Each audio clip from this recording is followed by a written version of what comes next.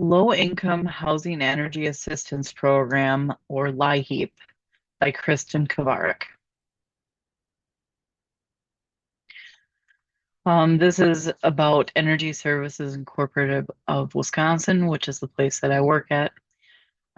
Energy Services Incorporated is a nonprofit organization that provides heating, cooling, and weatherization assistance to low income and set income families in the state of Wisconsin.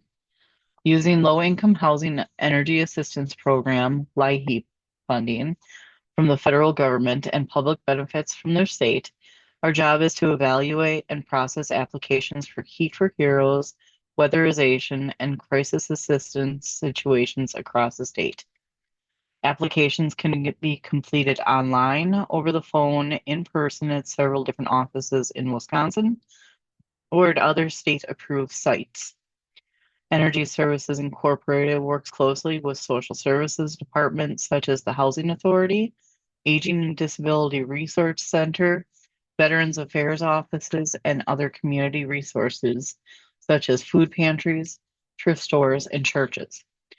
It is the goal of Energy Services Incorporated to ensure that everyone who is in need, no matter how remotely they are, can get access to their services.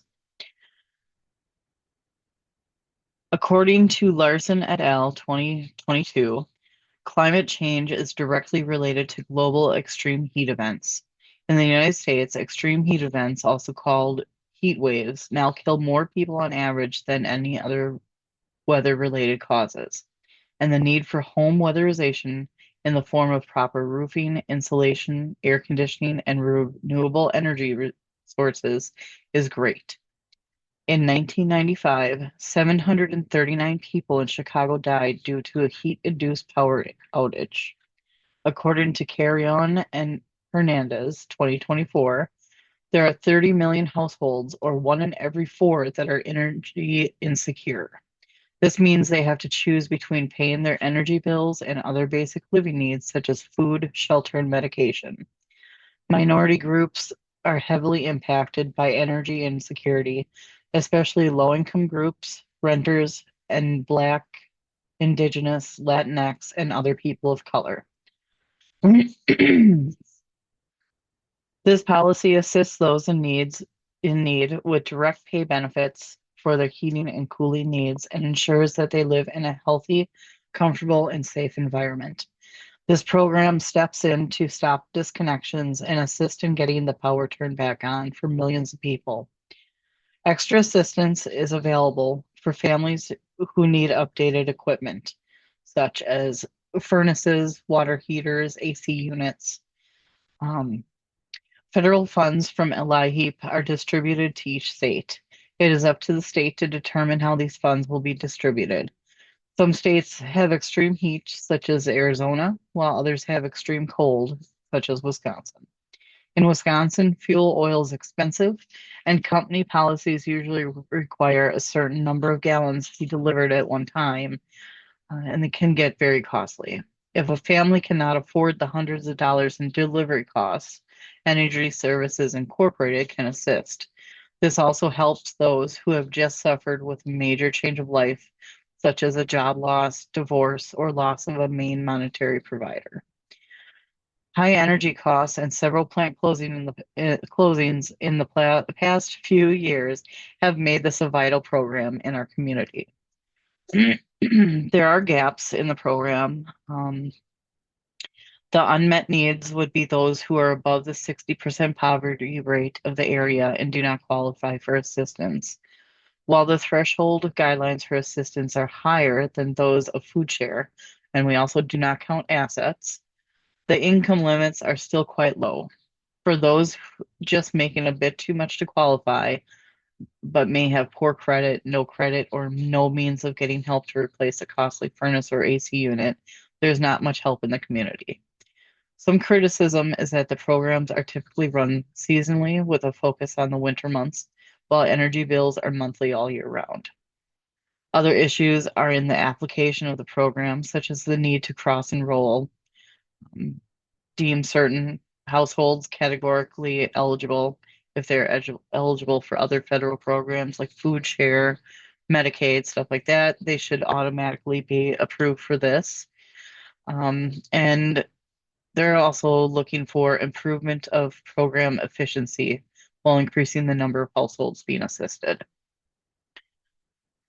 This program started, the LIHEAP, Low Income Housing Energy Assistance Program, started in 1981, but its predecessor began in the 1970s during the oil crisis as a means to assist families with oil to heat their homes. This federal funding started when oil was a scarce commodity due to the withholding of oil by the Middle East, causing the cost of oil to skyrocket. Many were left in the cold, and families who could not afford oil were getting sick and dying.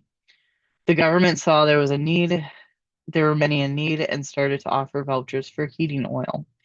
Later, this program turned into the LIHEAP that we have today, with other programs such as Weatherization Assistance Program, Heat for Heroes, and the new Focus on Energy Rebate Program.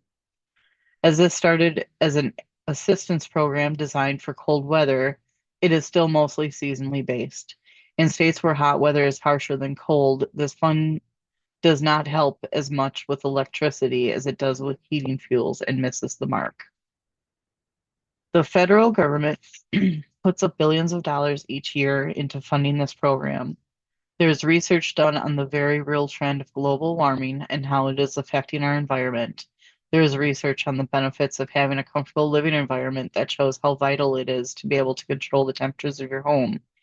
There is current research going about how well energy saving appliances and weatherization is lowering the cost of energy usage in homes. There should be more research on how to reduce the overall cost of energy to all consumers and how to cost effectively convert all homes to be powered by renewable energy sources.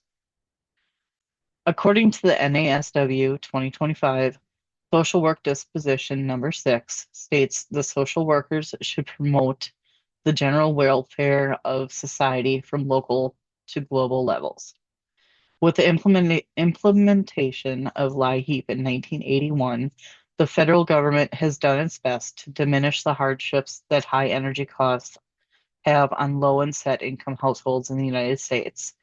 The partnership programs that work on distributing these funds work diligently to ensure that their program is accessible to others and bear the burden of advertising and advocating for these programs to continue. Social work agencies across the country have working knowledge of these programs and help to ensure public participation.